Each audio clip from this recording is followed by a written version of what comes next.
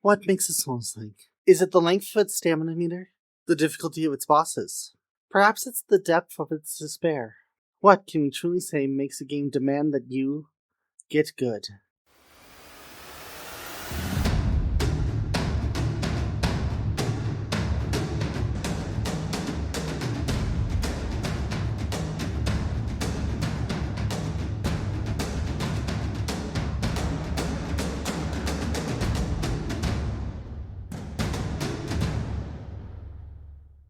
Hello everyone, I am Alesha of the Azure Forest, and I want to welcome you to our first outing of Is This Souls-like? The series where we test if a game truly has earned the mantle of Soulsborne. Today, we'll be discussing the game's development, comparing it to various indicators of what makes a Soulsborne, which we'll explain later, and lastly, we'll be giving a simple rating and review at the end. A few notes beforehand. As this is our first game to be rated, we will be taking our rating system on a bit of a test drive here. Additionally, the rating of our game is as neutral as we can make it, separate from our own thoughts on the developer or the story of the game. With that being said, let's get into it.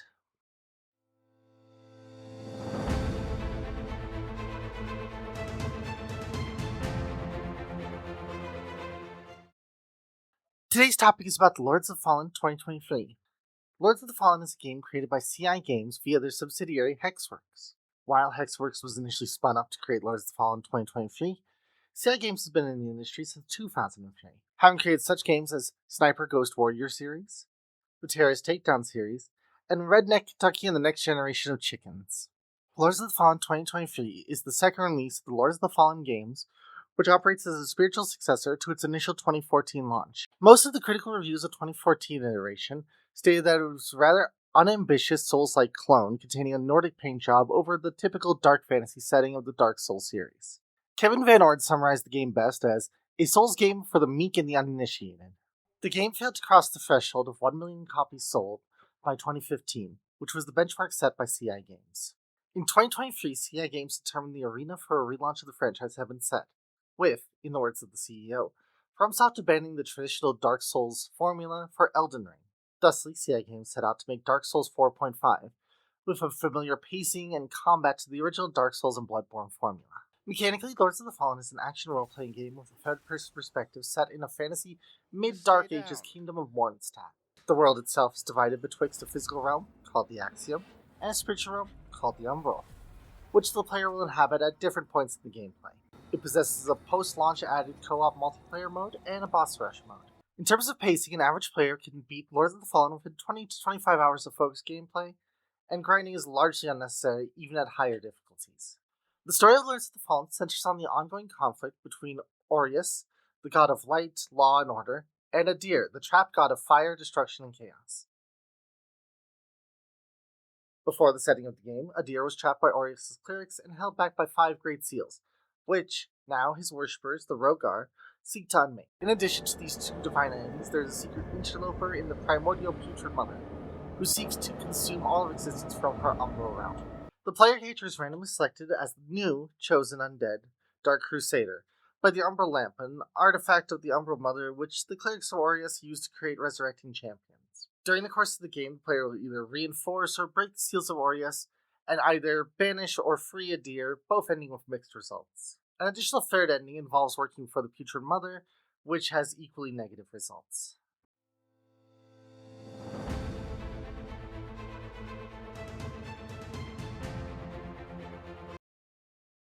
Before we can truly get into the heart of the issue, we should take a moment to discuss our rating system.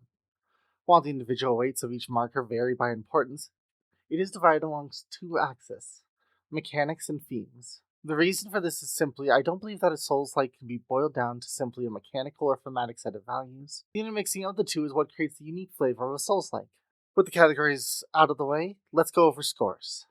The smaller section in gray is for games which share the least amount of similarity with a Soulsborne game. These are lumped into the larger category of action-adventure games. Along the y-axis, as we get more mechanically similar to Soulsborne games, we run into Metroidvania in purple. This is the most common category error I see with Souls-like and Soulsborne games due to their easily misunderstood mechanical parallels. Along the x-axis, we find dark fantasy in orange. While not as commonly misidentified as Metroidvania games, the dark fantasy genre shares a lot of the similar tones and themes as Souls-likes. The large area in red is the Souls-like section, To be in this section means that you meet the bare minimum categorizations for a Souls-like game. Congratulations.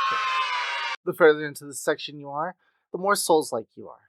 Soulsborne and Black is the pinnacle of the genre. These are the games that often encompass the tones and mechanical intermixing that elevates them to something special amongst the mass of Souls-like games. While most FromSoft games are in this category, not all arrive at this peak. With all that out of the way, let's start with the y-axis and discuss how Lords of the Fallen fares in...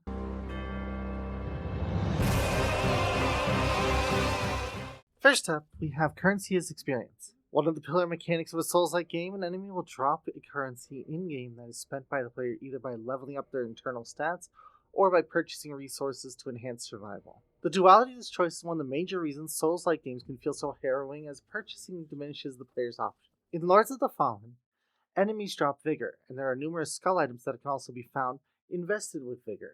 This vigor can either be spent to upgrade one's stats, which range from physical stats like dexterity and strength to magical stats like Inferno and Radiance. For this, Lords of the Fallen receives full marks. Bonfires. An iconic place in Souls-like experience, a bonfire is both hearth and hovel. It is a place to huddle close and often level from, warp to, and repair weapons at. Unlocking a bonfire in a Souls-like game is often a sigh of relief, as now an area can be freely explored, while long levels without many bonfires can be especially nerve-wracking. A bonfire must cut both ways for the player, with resting on a bonfire healing the player and restoring some of their limited resources as a reward. In exchange, a new instance of the world manifests, with all non-boss enemies restored as well. Thusly, bonfires become way stations in the storm of violence that is a Souls game. Bonfires can have numerous names separated from their originator, such as lamps or mistles. The importance is in their utility. To that end, vestiges in Lords of the Fallen fulfill all the requirements to be classified as a bonfire. They act as save locations, respawn points, level up stations, and warping zones from the start. Two interesting things about vestiges. Firstly, each vestige tells the story of a former lamp bearer who either succumbed to their own mental failings or simply perished from their own hopelessness. This lore earnestly goes a long way to making each vestige stand out.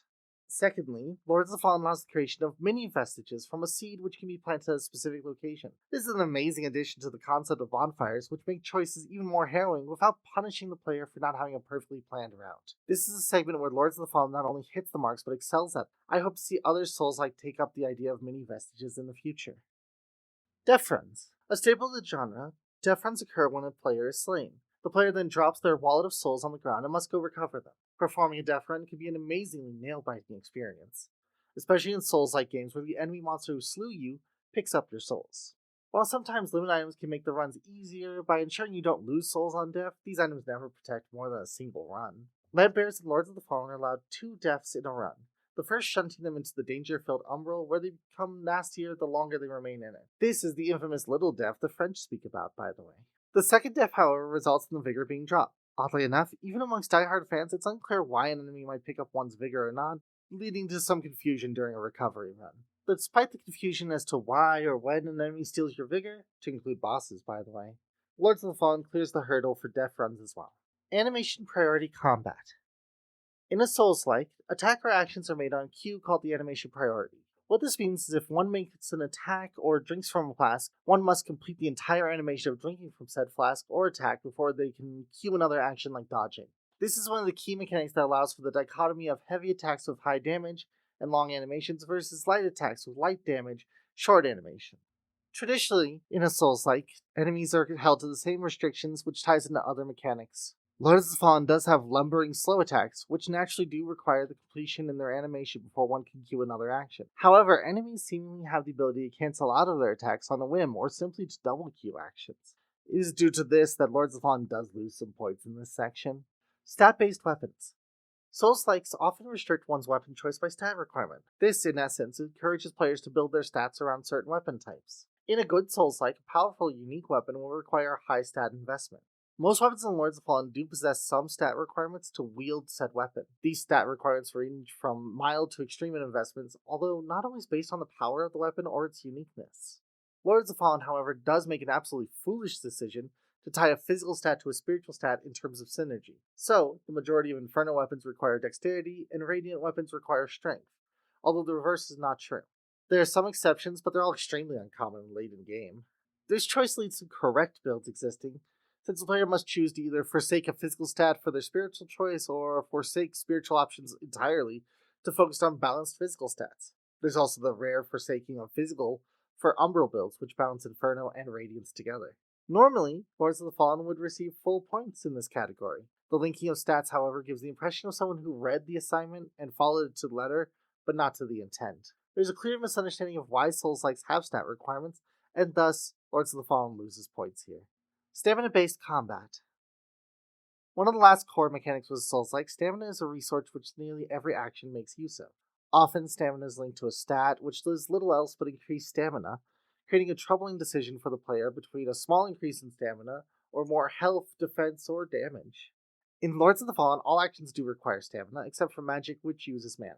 Where the game falls short is that Lords of the Fallen is simply too giving of stamina that it stops feeling like a cost assessment and thus becomes more of a hollow choice. The average increase in stamina gives 17 to 18 points per upgrade, depending on proximity to soft cap. The average dodge or light attack costs an estimated 4 points. Additionally, the first ring found in the game, the Mine Owner's Ring, is discovered near the third vestige and gives such a powerful boost to stamina regeneration that I almost never took it off during my playthrough. This is another segment where Lords of the Fallen doesn't seem to understand why a mechanic in this Souls-like exists, only that it does. Half marks. Deliberate and meaningful exploration. One of the main ways that Souls-like pads out its runtime and creates interesting environments to explore is by having numerous loopbacks and secret shortcuts that can make backtracking easier and more fun, especially during Death Run. Lords of the Fallen absolutely has loopbacks created with dropping ladders and several areas unlocked by keys, but none of them make the exploration more easy or engaging. Lords of the Fallen always possesses some of the most confusing and abstract level designs that feel slapdash at best.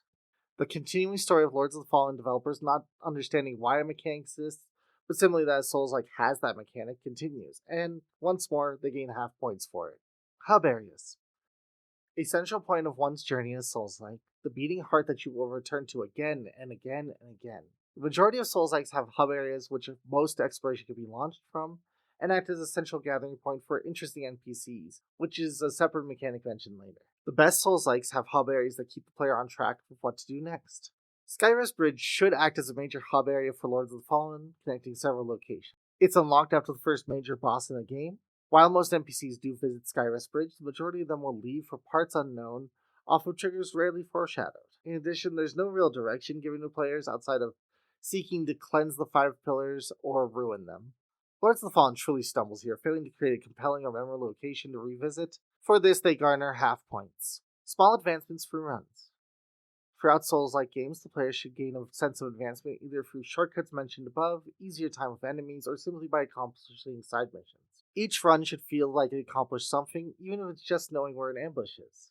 This is actually where Lords of the Fallen shines. Often, each run feeling like a small, meaningful advancement in learning the terrain or simply tackling a difficult mini-boss. They get full marks for this portion. Telegraphed attacks.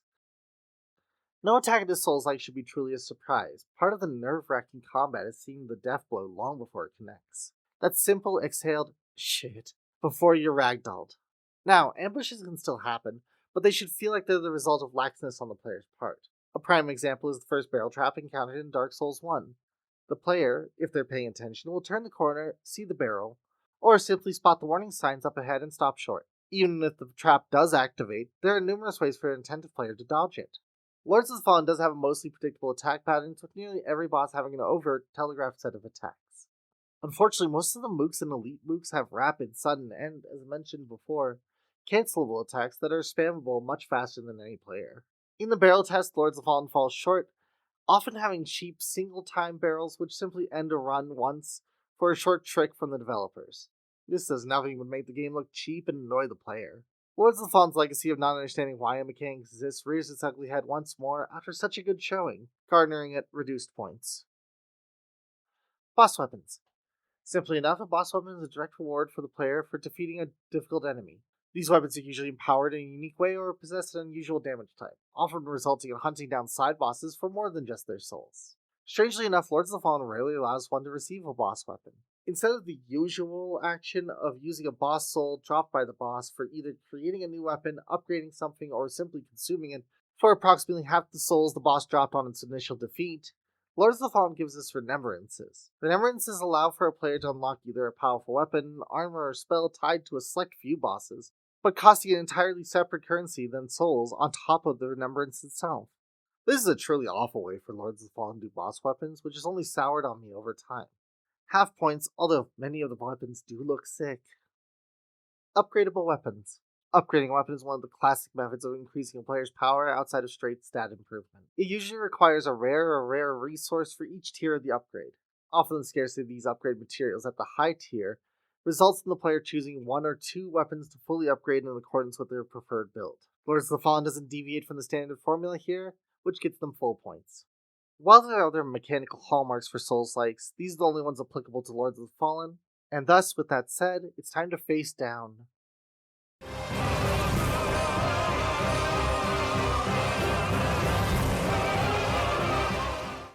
Item lore.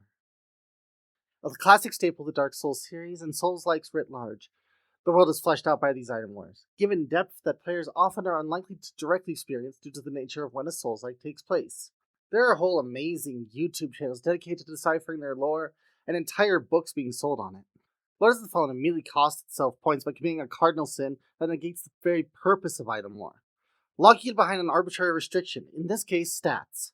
One cannot even know the lore without increasing both Radiance and Inferno, with some items requiring both. Should a player wish to know the full body of the lore in Lords of the Fallen, they would be forced to build an Umbral Mage build, and not that alone. An absolute example of what not to do with this theme. Multiple endings. Since Demon Souls and beyond, Souls-likes have had different endings reflecting the player's agency. A solid staple of genre that feeds onto other themes later on is that there is no true ending.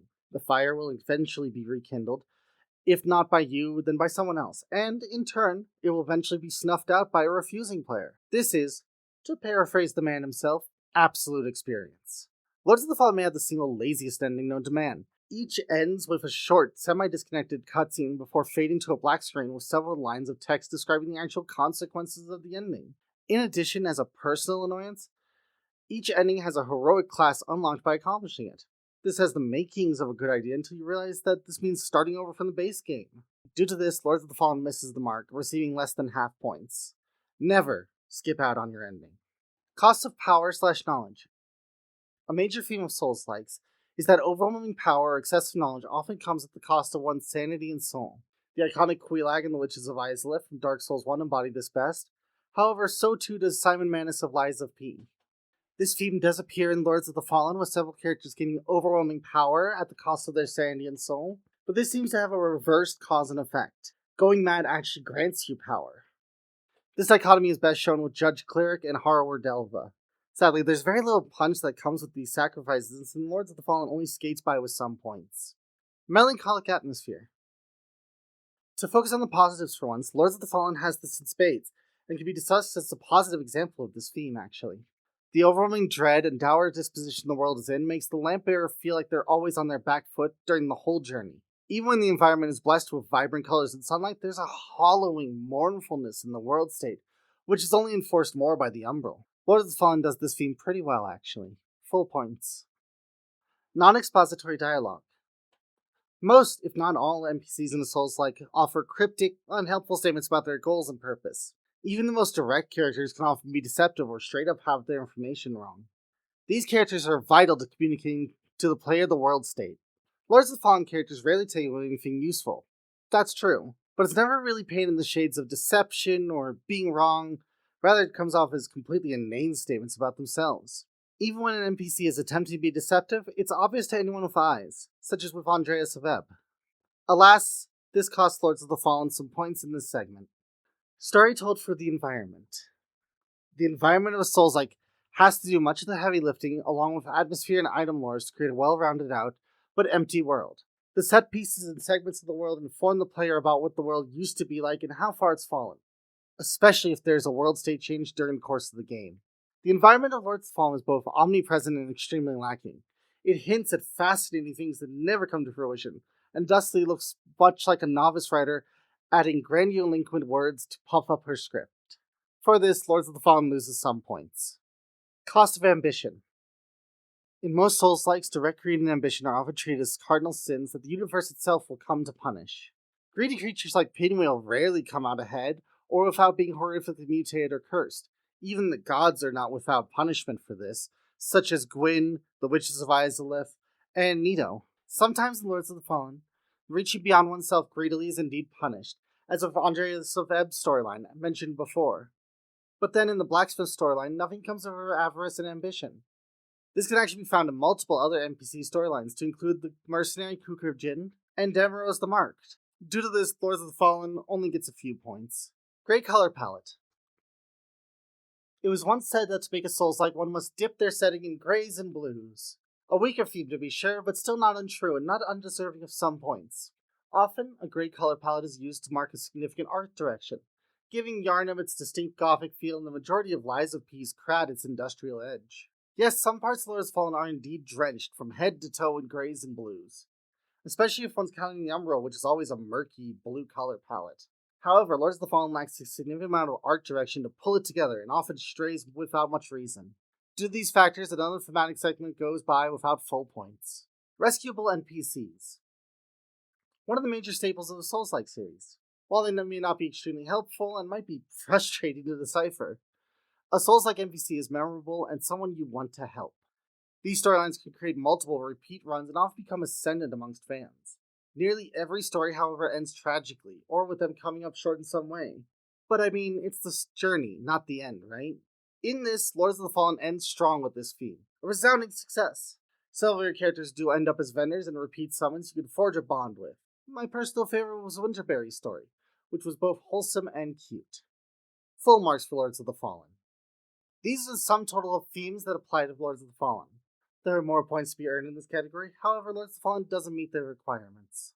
Thusly, we have our rating. Lords of the Fallen does indeed count as a Souls-like.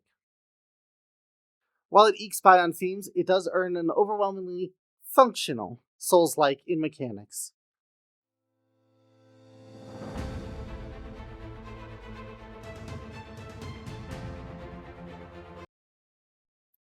Now it's time for the review. What I actually thought of the game itself.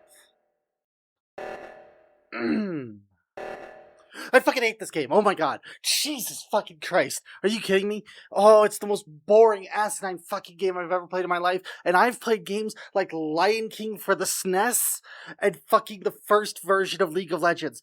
God, I hate this game. Oh my god. I've tried to keep it contained. Calm. But no more. No, I fucking hate this game. And not just because the fucking CEO and developers seem to be fascists cheering on the end of the world. Nah, fuck them. That's not the main issue. The issue is boring. It's just so fucking bite by numbers boring. God damn it. If it had something going on, I could at least forgive it for that. But it's just dull. Dull. It's Norse but bad. Oh my god, it hints at ideas that it never fucking fruitions to. I'm rambling a little because of that. So it never comes to fruition on some of its ideas. It just doesn't goddamn try.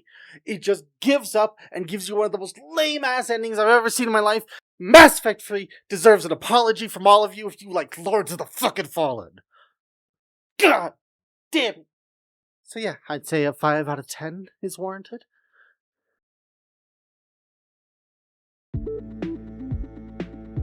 With all that out of my system, I hope you liked the video. Are or were you a fan of the Lords of the Fallen? Did it change your mind or miss something? Let me know in the comments below. Additionally, you can find me in the links in the description of the video. If you'd like to support more videos like this, liking, sharing, and subscribing to the channel would be a major help. Above all, however, stay safe out there and don't go hollow.